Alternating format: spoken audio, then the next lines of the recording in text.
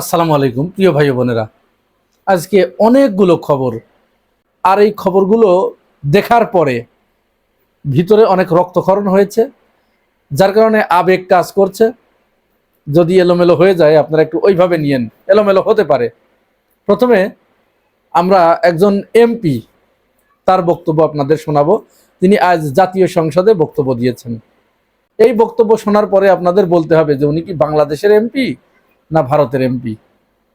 আমি পরে অবশ্য বলে দিব তার পরিচয়, কোন দেশের এমপি উনি। আসুন আগে বক্তব্যটা শুনি, ওনাকে দিয়েই শুরু। যে ভারত আমাদের প্রতিবেশী, আমরা দুই বন্ধুতে আমাদের বন্ধুত্ব ক্ষণস্থায়ী হয়। আমাদের স্বামী স্ত্রীর সম্পর্কেও আপনার সে সম্পর্ক ক্ষণস্থায়ী হতে পারে, স্বামী স্ত্রী ডিভোর্স হতে পারে, কিন্তু ভারত বাংলাদেশের যে আমরা প্রতিবেশী, এই প্রতিবেশীর কিন্তু সম্পর্কে ডিভোর্স হতে পারে না। আমরা দেখলাম যে ভারতের আপনার হাই কমিশনার সাহেব তিনি আসলেন, his Excellency mister Trivedi, Dinesh Trivedi, তিনি এসে বাংলাদেশ ভারতের বন্ধুত্ব নিয়ে তিনি কাব্যিক ভাষায় তিনি বললেন, আমরা একই আকাশ একই বাতাসের নিচে আমরা আছি, আমাদের বন্ধুত্ব প্রয়োজন। আমরা কি দেখলাম? আমরা দেখলাম বাংলাদেশের সোশ্যাল মিডিয়াতে বিতর্কের ঝড় এবং ভারত বিরোধী বিভিন্নভাবে আমরা সোশ্যাল মিডিয়াতে বা ইলেকট্রনিক মিডিয়াতে সবকিছুতে আমরা দেখলাম। কেন? এই যে বক্তব্যটা শুনলেন, এই বক্তব্যের সাথে কার বক্তব্যের মিল পাওয়া যায় বলেন তো? এর আগে আপনারা এই বক্তব্য শুনেছেন না? শেখ হাসিনা যখন ক্ষমতায় ছিল, বিশেষ করে 2026 সালের নির্বাচনের আগ মুহূর্তে, আপনাদের কি মনে পড়ে? ওই যে মেহেরপুরের, মনে করিয়ে দিচ্ছি, এগুলো মনে রাখতে হবে একটু। মেহেরপুরের এমপি আব্দুল মান্নান তার এলাকার মেহেরপুরের এক প্রশাসনের এক কর্মকর্তাকে ফোন দিয়ে বলেছিল, তোমাকে মনে রাখতে হবে আমি কিন্তু ভারতের এমপি। তার মানে ওই সময় ভারত থেকে, ভারতের লোক এখানে এমপি হয়েছে। এরপরে আরো একজনের বক্তব্য মনে আছে না? আলগা মোমেন আপনারা যাকে বলেন, এই আলগা মোমেন কি বলেছিল? বাংলাদেশ এবং ভারতের সম্পর্ক স্বামী স্ত্রীর সম্পর্ক। তো এই যে যার বক্তব্য শুনলেন, এই লোকটা কে জানেন? নাম বলে দেই, জিএম সিরাজ, মানে গুলাম মোহাম্মদ সিরাজ। তো এই গুলাম মোহাম্মদ সিরাজ কোথাকার এমপি? বগুড়া 5 আসন থেকে তিনি নির্বাচিত হয়েছেন। যদিও এই বক্তব্যের শেষের দিকে হয়তো তার ভিতরে এই উপলব্ধি হয়েছে, আরে এরকম গাদ্দারি করে ফেললাম দেশের সাথে, একেবারে ভারতের এরকম তেল মারতে গেলাম, একটু তো কিছু বলতে হয়। তারপরে তিনি আবেদন জানালেন, কিন্তু তার আগে তিনি যে বক্তব্য দিয়েছেন এইটাকে, আর যাই হোক, দেশপ্রেমিক আমরা তাকে বলতে পারি না। এখন আপনারা প্রশ্ন করতে পারেন যে বিএনপির এমপি হয়ে এই ধরনের বক্তব্য সে কিভাবে দিল? হ্যাঁ, এটাই সম্ভব, কারণ আওয়ামী লীগ বলেছে আওয়ামী লীগ ভারতের পা চাটে। বিএনপি যদি একটু একটু না চাটে তাহলে কি হয়? এটা মানায়? ওই যে আব্দুল মান্নানদের মতো এমপি, আলগা মোমেনদের মতো এমপি বিএনপির ভিতরে অভাব নাই। যাই হোক, এইখানে আমার বক্তব্য শেষ। এই ব্যাপারে আপনারা বিচার করবেন। এরকম আরো কত নাটক আপনারা দেখবেন। দ্বিতীয় আরেকটা বিষয়ে আসবো, সেটা হচ্ছে ডিসি সারোয়ার আলম। নাম শুনেছেন প্রত্যেকেই, তার কার্যক্রম আপনারা দেখেছেন। বাংলাদেশে আমার মনে হয় এই ডিসি সারোয়ার আলমকে চেনে না এমন মানুষ খুব কম। একজন সৎ নিষ্ঠাবান মানুষ। এখন সৎ হলে কি হবে রে ভাই? তাকে সৎ হতে বলছে কে? সারোয়ার আলম, তোমার সৎ হইতে কে বলছে? তুমি জানো না এটা বাংলাদেশ? তুমি বাংলাদেশে সৎগিরি দেখাইতে আইছো। এখানে কি সৎগিরির কোনো দাম আছে? সিলেট থেকে তাকে প্রত্যাহার করা হয়েছে, হঠাৎ করে, বলা নাই কোয়া নাই, তাকে বদলি করে দেয়া হয়েছে।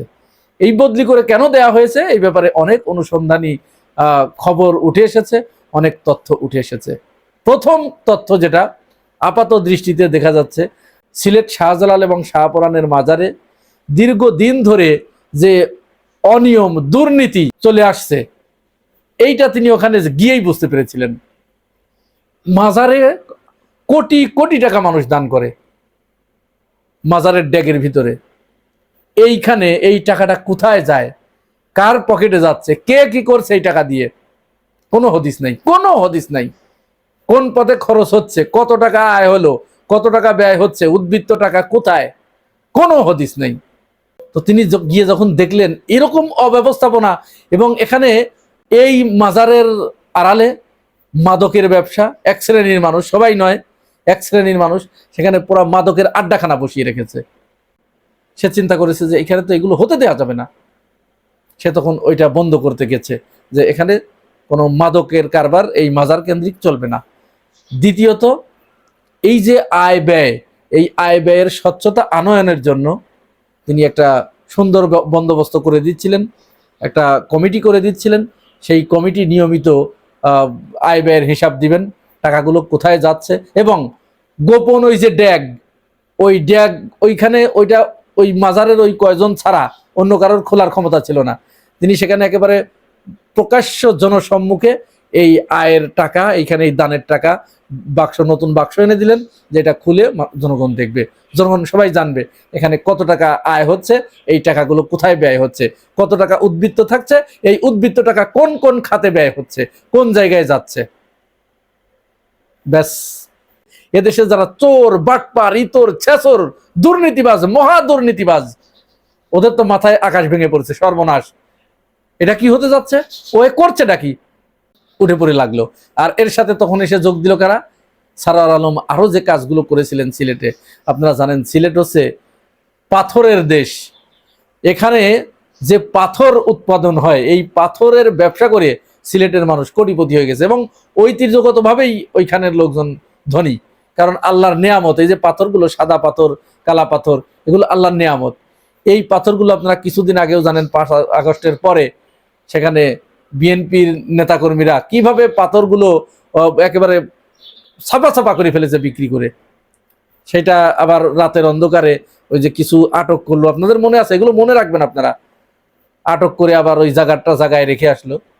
তারপরে তো সারোয়ার আলম গিয়ে ওখানে নিয়মিত অভিযান জোরদার করে এটা টোটালি বন্ধ করে ফেলেছে। তো এই যে যাদের রুটি রুজিতে আঘাত পড়েছে, ওদের মাথায় বাস পড়েছে, আকাশ ভেঙে পড়েছে। এবার ওরা এসে এই মাজারের এই লোকদের সাথে যোগ দিল, যোগ দিয়েই সারোয়ার আলমকে ওখান থেকে সরানোর ব্যবস্থা করলো। এবং এদের ক্ষমতাটা কোথায় দেখেন, তার বিদায়ের সংবাদ শুনে মানুষ দেখেন কিভাবে তাকে রাখার জন্য আন্দোলন করছে।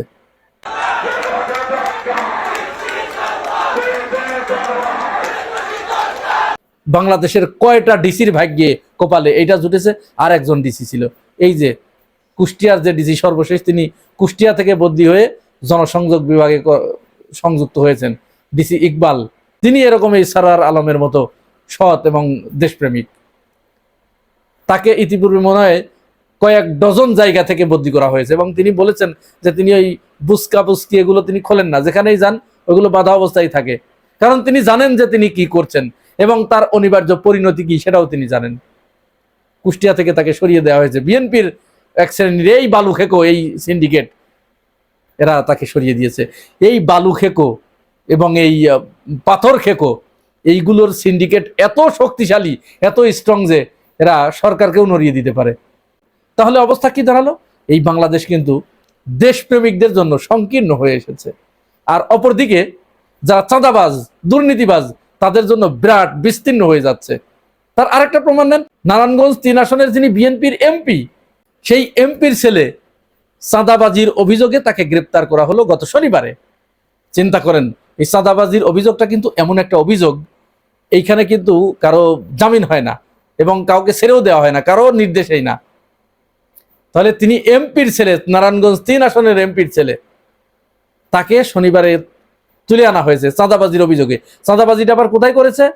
একটা বাংলাদেশের বিখ্যাত একটা বড় গ্রুপ যারা এদেশে বিনিয়োগ করে, সেই গ্রুপের কাছে, অর্থাৎ মেঘনা গ্রুপ, সেই গ্রুপের কাছে চাঁদা দাবি করেছে। এই খবর পেয়ে তাকে তুলে আনা হয়েছে।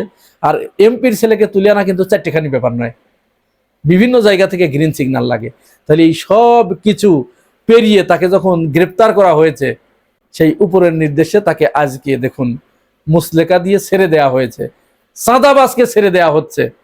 স্বরাষ্ট্রমন্ত্রী তিনি শিবিরের এক নেতা জিসান কুমিল্লায় ধর্ষণ করেছেন, তার কোনো প্রমাণ নাই, আজ পর্যন্তও প্রমাণ করতে পারে নাই। এই নাটকটা সাজাতে গিয়ে তাদের গলদঘর্ম হতে হয়েছে সমস্ত পুলিশ প্রশাসন সহ। সেইটাকে তিনি 300 বিধিতে সংসদে দাঁড়িয়ে তিনি বক্তব্য দিয়েছেন, 300 বিধি আপনারা জানেন যে এইখানে মন্ত্রী ছাড়া, বিশেষ করে স্বরাষ্ট্রমন্ত্রী ছাড়া এখানে আর কেউ বক্তব্য দিতে পারে না। এবং এই 300 বিধিতে কোনো মন্ত্রী বক্তব্য দেওয়ার পরে অন্য কেউ, বিরোধী দলের কেউ তার এই কাউন্টার দিতে পারে না। এই যে আমাদের নেত্রকোনায় দেখুন, এই যে খবরটা দেখুন, নেত্রকোনায় স্বেচ্ছাসেবক দলের নেতা, তিনি 10 বছরের একটা শিশু কন্যা, প্রতিবন্ধী, তার বাবা দিনমজুর, মা পরের বাড়িতে কাজ করে, মা আর বাবা দুজনই চলে গেছে। সেই সুযোগে তার বাসায় যে 2025 সালের 9 ডিসেম্বর মেয়েটিকে ধর্ষণ করে। ধর্ষণ করার পরে এই যেই গত এপ্রিল মাসে মেয়েটি যখন অস্বাভাবিকভাবে অসুস্থ হয়ে পড়ে, তখন ডাক্তারি পরীক্ষা করে দেখা গেল তিনি অন্তঃসত্ত্বা। থানায় গিয়ে ধরা দিয়েছে এই স্বেচ্ছাসেবক দল নেতা। শুধু এখানেই শেষ নয়, ওই যে গতকাল বনারপাড়া ইউনিয়নের শিবির সভাপতি সাইফুল্লাহ বাড়িকে যুব দলের কর্মী মুকুল এবং তার ভাই দুজন মিলে নির্মমভাবে হত্যা করেছে। এই হত্যার প্রতিবাদে স্থানীয় মানুষ, এলাকার মানুষ, বিক্ষুব্ধ জনতা বিক্ষুব্ধ হয়ে ওই সন্ত্রাসীর বাড়িঘর আগুনে পুড়িয়ে দিয়েছে। এবার এই বাড়িঘর যে পুড়িয়ে দিয়েছে এইটার ব্যাপারে তাদের গাত্রদাহ শুরু হয়েছে। হত্যা করেছে সেখানে কোনো কথা নাই, স্বরাষ্ট্রমন্ত্রী 300 বিধিতে আর বক্তব্য দেন না এখন। এবার ওই আগুনে যে বাড়িটা পুড়িয়ে দিয়েছে এই ব্যাপারে তারা সরব হয়েছে। একজন মানুষকে হত্যা করেছে সেখানে কোনো কথা নাই, বিক্ষুব্ধ মানুষ যে সেই হত্যাকারীর বাড়ি পুড়িয়ে দিয়েছে সেটা নিয়ে তারা উঠে পড়ে লেগেছে। স্বরাষ্ট্রমন্ত্রী হয়তো এই ব্যাপারে তিনি 300 বিধিতে বক্তব্য দেবেন। আবার আমাদের কাজী জেসিন, তিনি তো এই ব্যাপারে একেবারে নীরব, এখন বুবা হয়ে গেছে। তিনি আজকে একটা পোস্ট দিয়েছেন। কি পোস্ট? হানজালা, এমপি হানজালা যে দাঁড়িয়ে আছে, যেহেতু উনি রাশেদ খানকে বলেছেন যে আমরা এই ডোনাল্ড ট্রাম্পের পাশে, সিরিয়াখানার যে মহিষটা, ওই ডোনাল্ড ট্রাম্পের পাশেই রাশেদ খানকে রেখে আসবো। এইটাকে তিনি এবার, এই কাজী জেসিন, তিনি এবার পোস্ট দিয়েছেন যে তিনি কি ডোনাল্ড ট্রাম্পকে অপমান করলেন। এবার শুধু তিনি বাংলায় লিখেই ক্ষান্ত হন নাই, তিনি এটার এবার ইংরেজিতে অনুবাদ করে নিচে লিখে দিয়েছেন। মানে কি? তার মানে তিনি ডোনাল্ড ট্রাম্পকে দেখাতে চাচ্ছেন, ও ট্রাম্প কাকু দেখো তোমাকে অপমান করেছে এই হুজুর, এই দাড়িওয়ালা।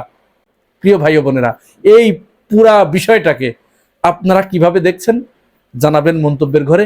আর আপনি যদি আমার এই চ্যানেলে নতুন হয়ে থাকেন তাহলে চ্যানেলটি সাবস্ক্রাইব করে পাশে থাকবেন। আজ এ পর্যন্তই, ভালো থাকবেন, আল্লাহ হাফেজ।